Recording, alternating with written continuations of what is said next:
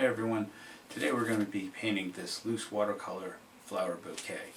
So let's get to it. Today I'm going to be painting a loose watercolor floral study. I rarely begin with a detailed drawing. Instead, I start by establishing a few stems, gestures that suggest movement. At this stage, I'm not drawing flowers so much as I'm searching for a composition. One of the advantages of watercolor is that it allows uncertainty. The first marks are intentionally light and tentative. They create a structure without locking me into a specific outcome. Once the stems are established, I'm going to start introducing flowers.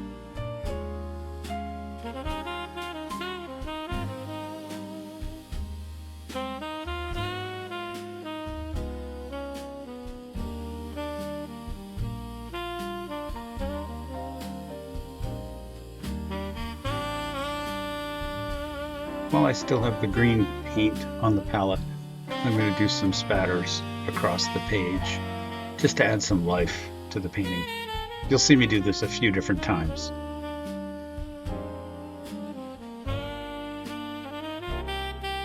Once the stems are established, I'm going to start introducing the flower petals. You notice what I did here. I put the pigment down first, and then I brought water in and allowed the pigment to reach into the water. I do it both ways. Sometimes I go the other way around, where I'll introduce the water on the page and then add pigment. As the first flower is developing, I'm going to pay attention to more detail. A few dark accents, create the illusion of complexity without requiring every petal to be defined.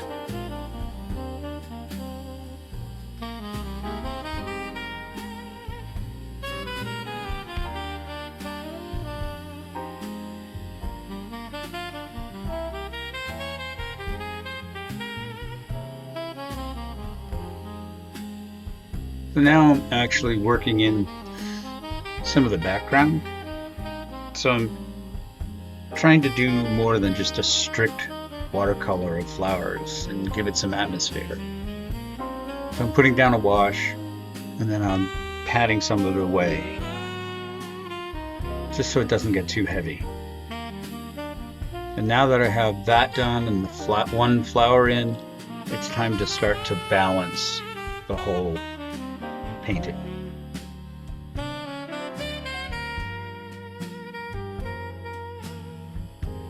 This allows me to create a conversation, if you will, across the page.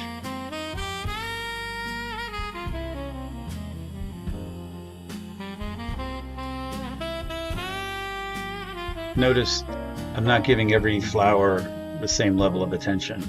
Some remain little more than just a suggestion. Those quieter passages help to direct the viewer's eye towards the more developed bloom. Right? I'm trying to keep all of this loose.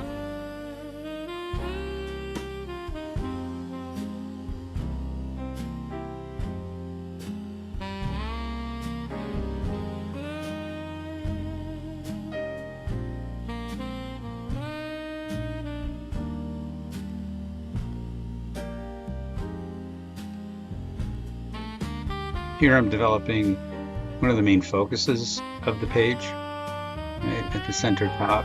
I don't know if you noticed, but I went the other way with those petals, where I put water in first and then added in pigment. Now dry it off so I get it to a certain level, right? Meaning it needs to be dry enough that I can keep working it, but not so dry that it's going to be paint over dry paper.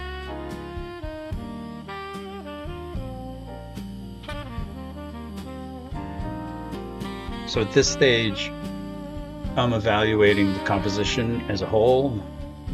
I'm looking for balance, for rhythm, for movement, rather than perfect botanical accuracy.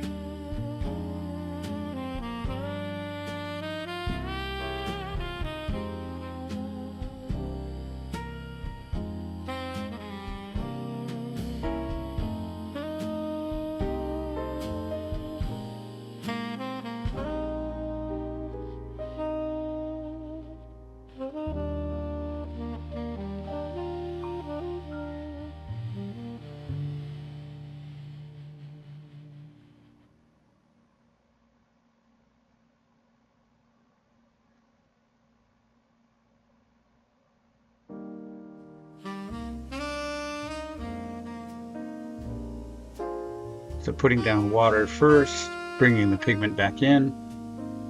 It's essentially a glaze being done on work that's already dried at this point.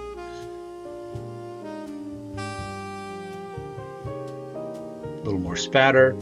This time it was water spattered, adding pigment into it.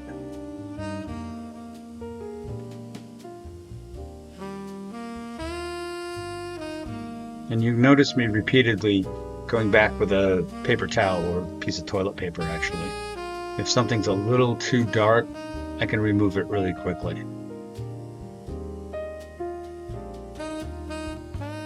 Now I'm getting close to completion, making small adjustments, strengthening a few different values, refining edges, making sure the flowers feel connected through the stems and the surrounding washes.